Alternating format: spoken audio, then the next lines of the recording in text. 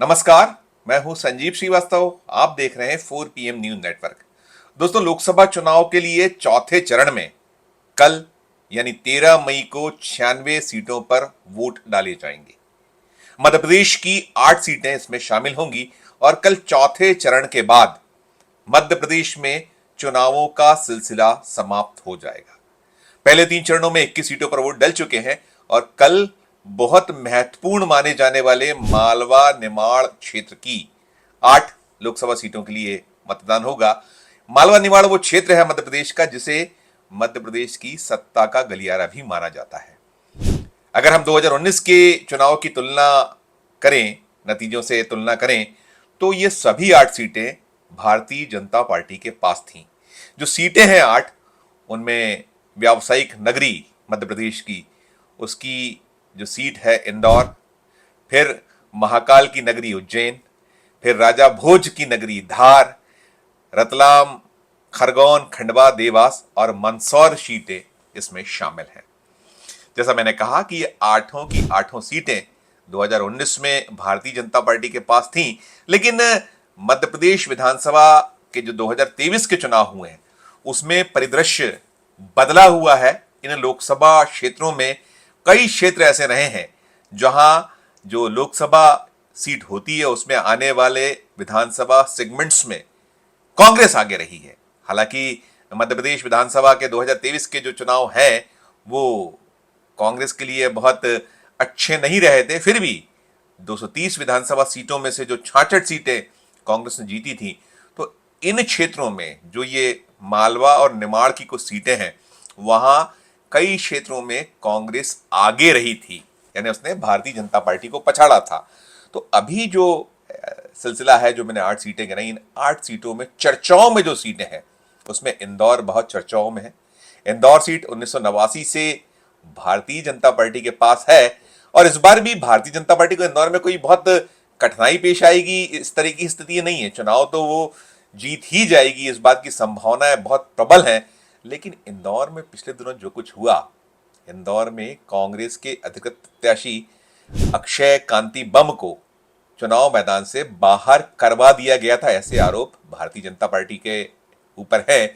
और जब नाम वापसी का अवसर था तो अक्षय कांति बम ने अपना नाम वापस लेकर कांग्रेस और जो वोटर्स हैं उनको चौंका दिया था। दरअसल इंदौर, जैसा मैंने बताया कि 1989 से ये सीट भारतीय जनता पार्टी के पास लगातार, और इस बार भी कोई कठिनाई नहीं थी। पिछला चुनाव शंकर ललवानी जो अभी मौजूदा प्रत्याशी हैं भारतीय जनता पार्टी ने 5.5 लाख के लगभग मतों से जीता था और देश में जो टॉप 10 जीते नहीं थी उसमें वो शामिल रहे। तो इस बार ऐसा माना जा रहा था 27 लाख के लगभग वोटों वाले इंदौर जो संसदीय क्षेत्र है उसमें फिर कमाल भारतीय जनता पार्टी कर सकती। लेकिन अक्षय कांति बम के नाम वापसी के बाद वहां एक अलग किस्म का माहौल पैदा हुआ है। खासकर कांग्रेस ने इस पूरे मसले को जमकर वोटरों के बीच उछाला है। अनुरोध बार बार ये किया है कि नोटा पर वोट देकर ये जो लोकतंत्र से खिलवाड़ कथित तौर पर भारतीय जनता पार्टी ने किया है उनको जवाब दिया जाए। तो वहां एक बहुत निगाह जो होने वाली है कल की वोटिंग, जब ये वीडियो आपके हाथों में होगा तो दिन में कल आप देख रहे होंगे तो तब वोटिंग चल रही है, और कल वोट जब डल जाएंगे उसके बाद यदि देखिएगा तो अलग और दृश्य होगा, सामने आ चुका होगा क्या वोटरों का रुख रहा। ये जो बची हुई मध्य प्रदेश की 8 सीटें हैं तो इंदौर एक ऐसी सीट है। फिर यदि हम और सीटों पर जाएं तो खरगोन, खरगोन भी एक ऐसी सीट है जहां मौजूदा जो सांसद थे 2019 में जीतने वाले गजेंद्र सिंह पटेल, इन्हीं पर भारतीय जनता पार्टी ने फिर से दांव खेला है और कांग्रेस ने पोरलाल खड़ते इन्हें उम्मीदवार बनाया। आदिवासियों में पैठ रखने वाले पोरलाल खड़ते माने जाते हैं और गजेंद्र सिंह पटेल को लेकर कहीं एंटी इनकम्बेंसी रही है। व्यक्तिगत तौर पर उन पर आरोप रहा है कि उन्होंने क्षेत्र की जनता की सुध नहीं ली। ये जो क्षेत्र है किसान बाहुल्य क्षेत्र है, आरक्षित ये सीट है और यहाँ 2023 का जो विधानसभा चुनाव था उसमें कुल 8 विधानसभा जो क्षेत्र आते हैं इस लोकसभा क्षेत्र में, उसमें 5 कांग्रेस के पास है। तो कहीं ना कहीं एक वो गणित कांग्रेस के पक्ष में, किसानों की जो नाराजगी है वो दिखती है। हमने कई वीडियोस आपको पहुंचाए, दिखाया है कि जब खुलेआम इन प्रत्याशी जो बीजेपी के उनका विरोध किया गया था, एक सीट ये। साथ साथ फिर इसी के पास लगी सीट जो कहलाती है वो है रतलाम और झाबुआ। ये सीट झाबुआ रतलाम के नाम से ख्यात है।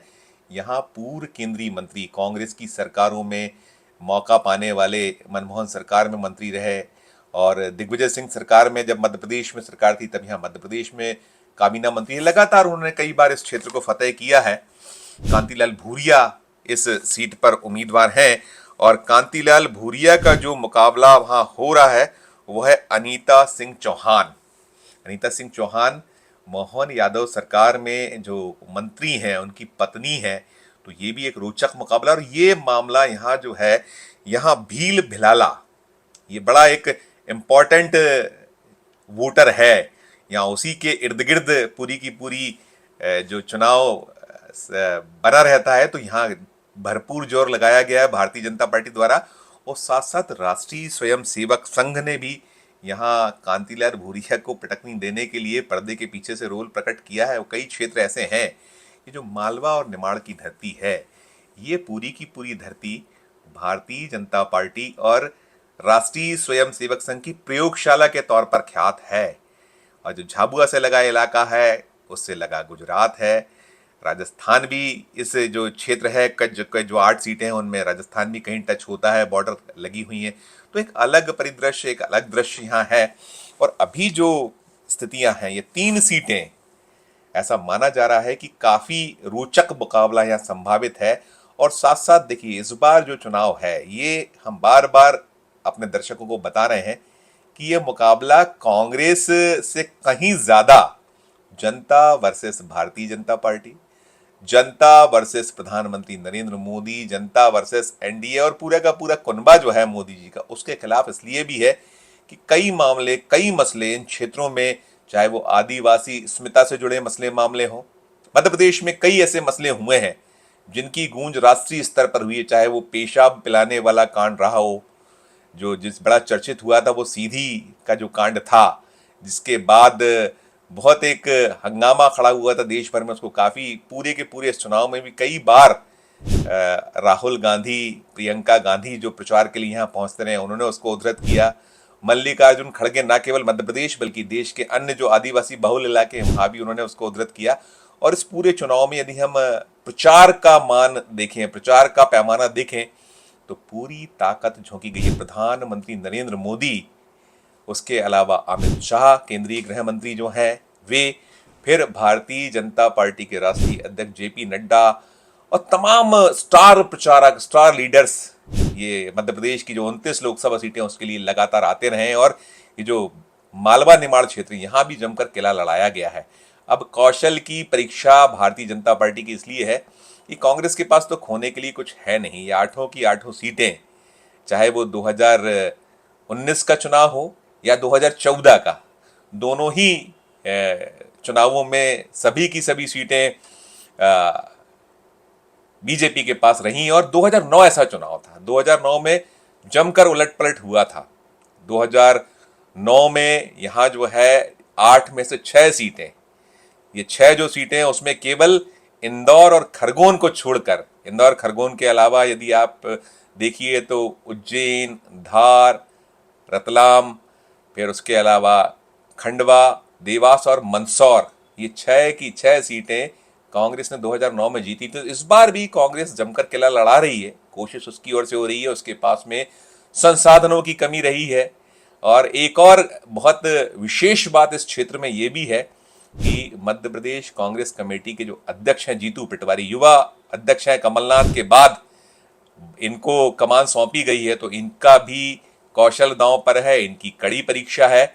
इंदौर जो लोकसभा क्षेत्र है, जो बीजेपी का पारंपरिक गढ़ है, 2023 के विधानसभा चुनावों में इस लोकसभा क्षेत्र के अंतर्गत आने वाली सभी 9 सीटें 2023 के विधानसभा चुनाव में बीजेपी ने जीत ली थी। खुद जीतू पटवारी इंदौर लोकसभा क्षेत्र की राऊ सीट से आते हैं, हार गए थे वे चुनाव, तो उनकी कड़ी परीक्षा है, उन्हें अपने आप को साबित करना। और सबसे कड़ी यदि किसी की परीक्षा है तो वो राहुल गांधी, प्रियंका गांधी के बेहद करीबी माने जाने वाले मध्य प्रदेश विधानसभा में नेता प्रतिपक्ष के दायित्व का निर्वहन कर रहे उमंग सिंघार की परीक्षा है। उमंग सिंघार जो मुख्यमंत्री रहे मध्य प्रदेश के दिग्विजय सिंह जो मुख्यमंत्री रह चुके हैं 2 मर्तबा, उनकी सरकार में डिप्टी सीएम जमुना देवी हुआ करती थी, बड़ी यायावर नेता थी और पुरानी घाघ नेता, ट्राइबल लीडर, अनेक पदों पर रही और एक जमाने में नेहरू जी ने भी उनकी तारीफ की थी। तो उन्हीं के भतीजे हैं उमंग सिंघार।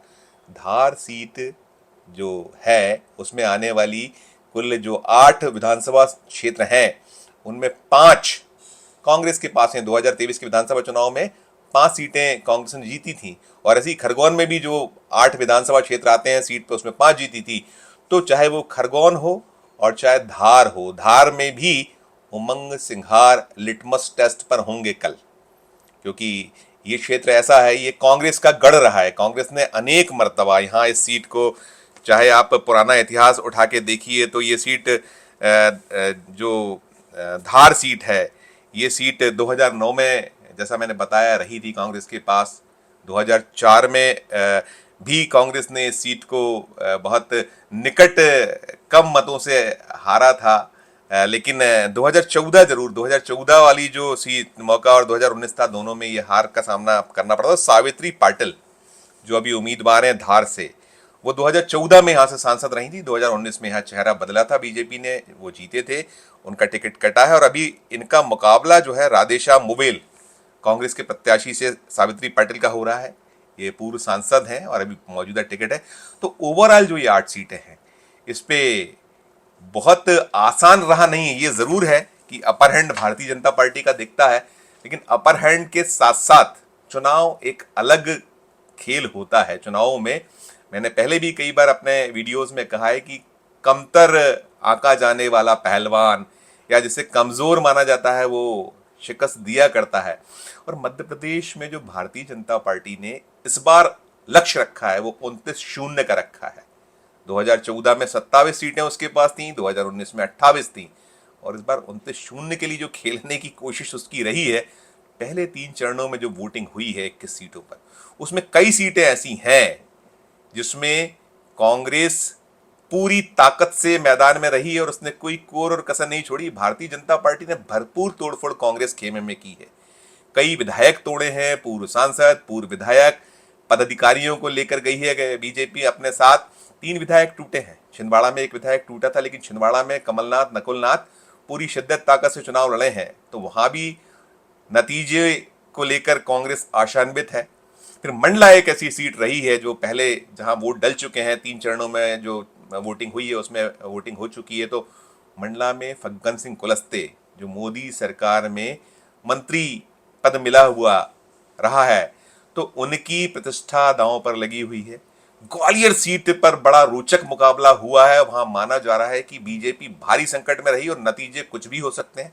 मुरैना में पूर्व केंद्रीय मंत्री और मध्य प्रदेश विधानसभा के अध्यक्ष नरेंद्र सिंह तोमर की साख दांव पर है। ये जो टिकट रहा है मुरैना का और साथ में ग्वालियर का, दोनों ही सीटों पर टिकट नरेंद्र सिंह तोमर के रिकमेंडेशन पर दिया गया, ये निकल कर आया था और वहां वैसा साथ नहीं मिल पाया है उनकी पार्टी के अपने पार्टी में। बड़ी बीजेपी में बहुत इस बार अंतर्द्वंद बहुत देखा गया है, बहुत सारे ऐसे कारक रहे हैं, उसके अलग अलग कारण गिना सकते हैं, चाहे वो नेताओं में तोड़फोड़, जो कांग्रेस के नेताओं में तोड़फोड़ की, जो मुरैना सीट के लिए दांव खेला गया था, वहां राम निवास रावत, उन्हें तोड़कर बीजेपी अपने दल में लाई है, मिलाया है। उनको विधायक कांग्रेस के रहे हैं, 6 बार के विधायक हैं वो आने से।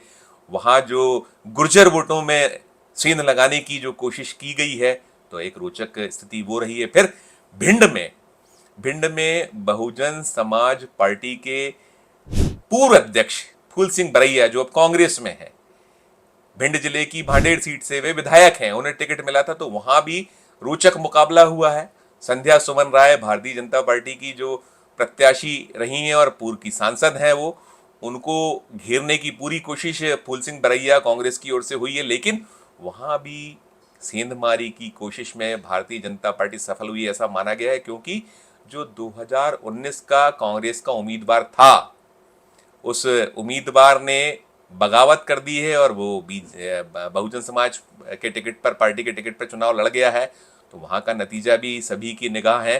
तो ओवरऑल यदि हम पूरे 29 सीटों की एक मीमांसा कर लें, एक उसका विश्लेषण कर लें, तो सभी 29 सीटों में भले ही भारतीय जनता पार्टी ये दावा करती रही है या वो ताल ठोकती रही है कि 29-0 से इस बार मध्य प्रदेश में कांग्रेस को शिकस्त देगी, वो होने की संभावनाएं कम नजर आ रही हैं। और कांग्रेस ने भी बहुत जितना जो उसके पास सीमित संसाधन तोड़फोड़ के बीच उनके पास उस उतने स्टार नेताओं में यहाँ जो कुछ भी हुआ है वो राहुल गांधी प्रियंका ने बहुत किला लड़ाया है, मल्लिकार्जुन खड़गे आए हैं और जो उपलब्धता रही वो नेता पहुंचे जरूर है, लेकिन इन सब के बीच बहुत ऐसी संभावनाएं बनी हुई हैं कि पिछला जो नतीजा रहा था, एक ही सीट थी कांग्रेस के पास, वो 28 सीटें हारी थी।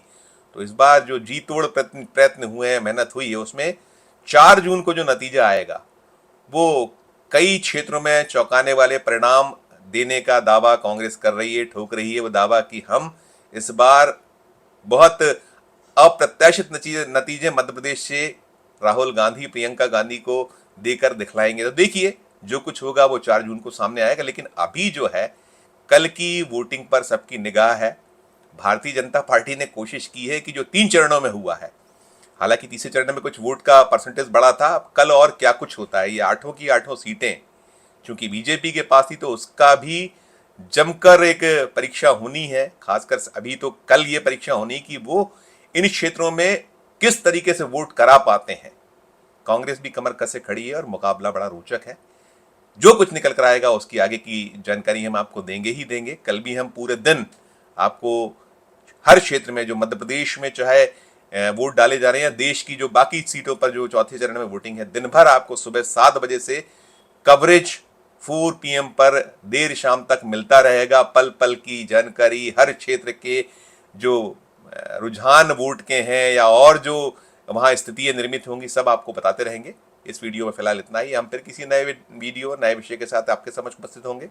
हमारा अनुरोध कि हमारे इस चैनल को लाइक कीजिए, सब्सक्राइब कीजिए और मध्य प्रदेश का जो हमारा चैनल है इसे ज्वाइन भी कीजिए और हमारा नेशनल चैनल भी ज्वाइन कीजिए। अन्य जो हमारे राज्यों के चैनल हैं उन्हें भी ज्वाइन करिए, उन्हें लाइक कीजिए, सब्सक्राइब कीजिए, उनकी खबरों को देखते रहिए। इस वीडियो को अधिक से लोगों से शेयर कीजिए।